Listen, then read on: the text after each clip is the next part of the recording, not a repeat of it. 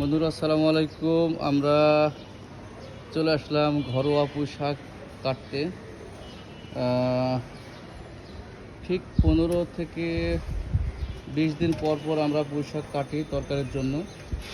আপনাকে যে কথা বলেছিলাম যে একাটি পোশাক না কেটে না, হ্যাঁ হ্যাঁ সেই হ্যাঁ কাটো, তোমার যেভাবে সুবিধা কাটো।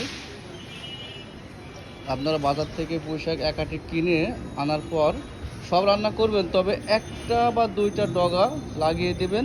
পুরোটা কাটবা, তাহলে বিভিন্ন সময়ে একদম তরতাজা পোশাক খেতে পারবেন।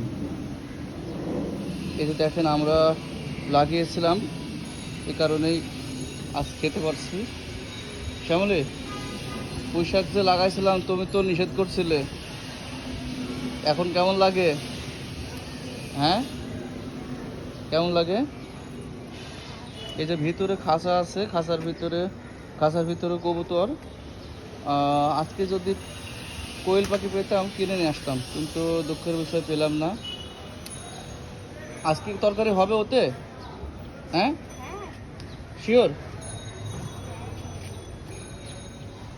আপনাদের বাড়ির আশপাশে আনাচে কানাচে যদি কোথাও জায়গা থাকে, অথবা যারা ছাদে থাকেন কিংবা নিচে থাকেন, তারা চাইলে একটা ফুলের টবে 2টা পুঁইশাকের ডগা লাগাই দেবেন। এর জন্য চারা দরকার হয় না, জাস্ট 2টা পুঁইশাকের ডগা লাগাই দেবেন, দেখবেন যে একদম ভরপুর পুঁইশাক হয়েছে।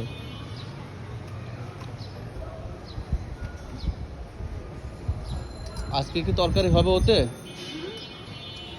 এই যে লকডাউনই বলা যায় না, লকডাউনই বলা যায়, কারফিউ চলছে, এর মধ্যে আমরা বাজার করতে যাওয়ার আমাদের প্রয়োজন নাই। এই কারণেই আমরা আস্তে করে নিজস্ব পোশাক, ঘরোয়া পোশাক শ্যামলী কাটছে। এই যে দেখেন, হ্যাঁ কাটো, তোমার যেখান থেকে সুবিধা কাটো।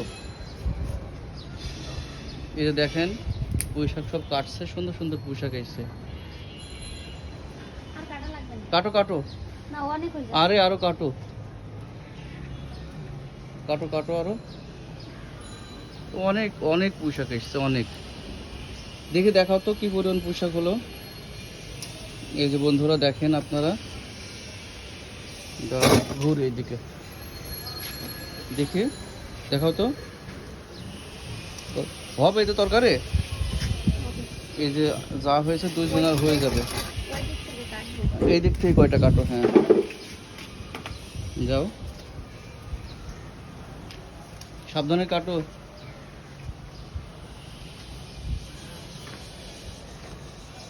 এগুলো কাটলে আরো বেশি মোটা হবে না? হ্যাঁ হ্যাঁ হ্যাঁ, কুশি বের হবে।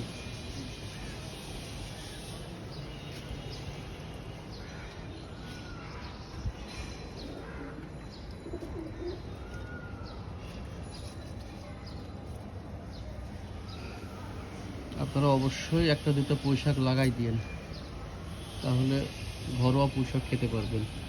কি? হুম হুম,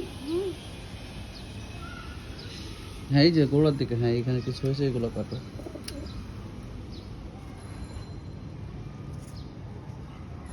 বুদ্ধি থাকলে ঘরোয়াভাবে পুঁইশাক কেন, অনেক শাকই খাওয়া যায়, তাই না?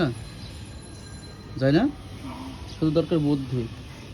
এটা তুমি কালকেও খেতে পারবা চাইলে, পারবা না?